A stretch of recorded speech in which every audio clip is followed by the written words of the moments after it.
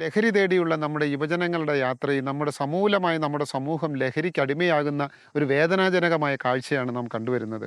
ഭാവി തലമുറയുടെ ഭാവി എന്താകും എന്ന് പോലും ആശങ്കപ്പെടുന്ന രീതിയിലുള്ള ലഹരി ഉപയോഗം. എന്താണ് ലഹരി? മനുഷ്യന് ജീവിക്കണമെങ്കിൽ പോസിറ്റീവായിട്ടുള്ള ഹോർമോൺ ഉൽപ്പാദിപ്പിക്കണം.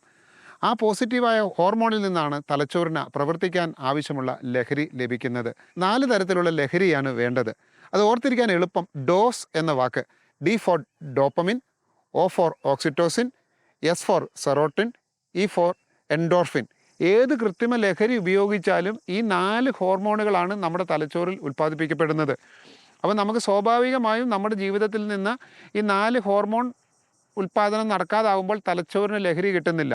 അപ്പോൾ ആനന്ദത്തിലും സന്തോഷത്തിലും ആവേശത്തിലും ഉത്സാഹത്തിലും ഒക്കെ കുറവ് വരും. അതുകൊണ്ടാണ് ലഹരി ഉപയോഗിച്ച് കഴിഞ്ഞാൽ ഉടൻ തന്നെ ആൾക്കാർ വളരെ ആനന്ദത്തിലാകുന്നു, സന്തോഷത്തിലേക്കാകുന്നു, അർമാദിക്കുന്നു, ഉത്സാഹിക്കുന്നു. അപ്പോൾ എങ്ങനെ നമുക്ക് സ്വാഭാവികമായി ഈ 4 ലഹരി കണ്ടെത്താൻ കഴിയും? മദ്യത്തിലൂടെയും മയക്കുമരുന്നിലൂടെയും കൃത്രിമ ലഹരി വസ്തുക്കളുടെയും അല്ലാതെ ഈ 4 ലഹരിയും നമുക്ക് കണ്ടെത്താനുള്ള ഒരു 4-5 മാർഗങ്ങളെ നമുക്ക് പരിചയപ്പെടാം. ഒന്നാമത്തേത് വായന. നമ്മുടെ സമൂഹത്തിൽ പണ്ട് നാം ഈ ലഹരി കിട്ടിക്കൊണ്ടിരുന്നത് വായനയിലൂടെയായിരുന്നു. ഏത് സമയത്ത് നമുക്ക് വായിക്കാം. 24 മണിക്കൂറും 7 ദിവസവും വായിക്കാം. നമ്മുടെ വായനശാലകളിലൊക്കെ ധാരാളം പുസ്തകങ്ങൾ അവൈലബിൾ ആണ്. അപ്പോൾ ഓരോ പുസ്തകം വായിക്കുന്നതിലൂടെ, കവിത വായിക്കുന്നതിലൂടെ, യാത്രാ വിവരണം വായിക്കുന്നതിലൂടെ ഒക്കെ നമുക്ക് ധാരാളം ലഹരി നമ്മുടെ ജീവിതത്തിലേക്ക് നമുക്ക് ലഭിക്കുന്നു. വായനയിലൂടെ ലഹരി കണ്ടെത്താൻ നമ്മുടെ കുട്ടികളെ നമുക്ക് പഠിപ്പിച്ചു കൊടുക്കാൻ കഴിയണം. ലഹരി ലഭിക്കുന്ന രണ്ടാമത്തെ കാര്യം യാത്രയാണ്. യാത്ര എന്ന് കേൾക്കുമ്പോൾ ധാരാളം പണച്ചെലവുള്ള യാത്ര എന്നൊന്നും നമ്മൾ ചിന്തിക്കേണ്ടതില്ല. നമുക്ക് ആഴ്ചയിൽ ഒരിക്കൽ നമ്മുടെ നാട്ടിലെ തന്നെയുള്ള നമ്മൾ ഇതേവരെ കടന്നു പോകാത്ത സ്ഥലത്തേക്ക് നമുക്ക് യാത്ര ചെയ്യാം. അല്ലെങ്കിൽ കുടുംബവും ഒന്നിച്ച് ഒരു അല്പം ദൂരെയുള്ള സ്ഥലത്തേക്ക് യാത്ര ചെയ്യാം. ഇനി വർഷത്തിലൊരിക്കലോ ദൂരദേശത്തേക്കൊക്കെ യാത്ര ചെയ്യാം.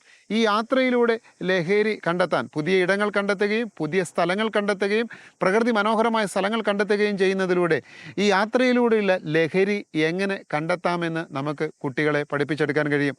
മൂന്നാമതായി കൃഷി അനുബന്ധ ജോലികളും.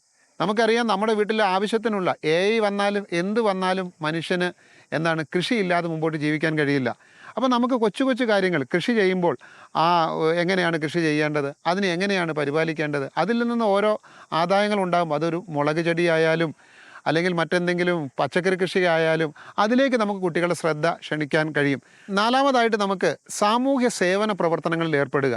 നമുക്കറിയാം, മദർ തെരേസയെ പോലെയോ അല്ലെങ്കിൽ അതുപോലെ പേര് കേട്ട പ്രശസ്തരായ ആൾക്കാരെ പോലെയുള്ള സാമൂഹ്യ സേവനം എന്ന് പറയുമ്പോൾ അതായിരിക്കും നമ്മുടെ മനസ്സിലേക്ക് പെട്ടെന്ന് ഓടിക്കയറി. അതല്ല, നമുക്ക് കൊച്ചു കൊച്ചു കാര്യങ്ങൾ നമ്മുടെ നാട്ടിൽ ചെയ്യാൻ കഴിയില്ലേ?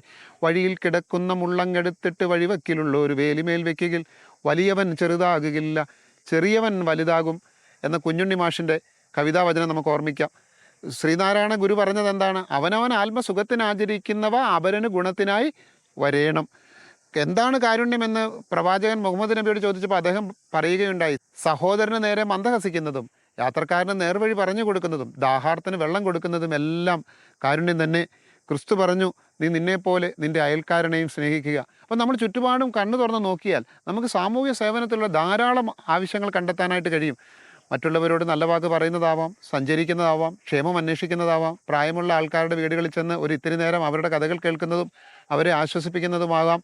അങ്ങനെ എത്രയോ കാര്യങ്ങളുണ്ട്. അങ്ങനെ സാമൂഹ്യ സേവനത്തിലൂടെ ലഹരി കണ്ടെത്താമെന്ന് നമുക്ക് നമ്മുടെ മക്കളെ പഠിപ്പിക്കാൻ കഴിയണം.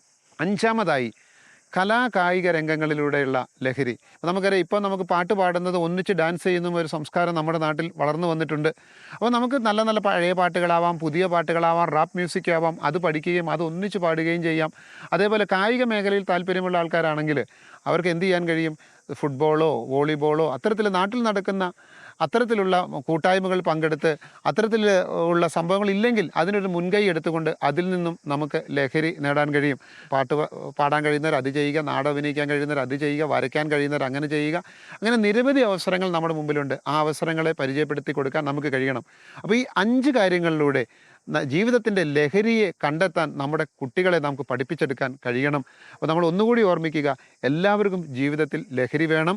അത് തലച്ചോറിൻ്റെ ഉന്മേഷത്തോടെയും ഉത്സാഹത്തോടെയും പ്രവർത്തിക്കാൻ ആവശ്യമായ കാര്യമാണ്.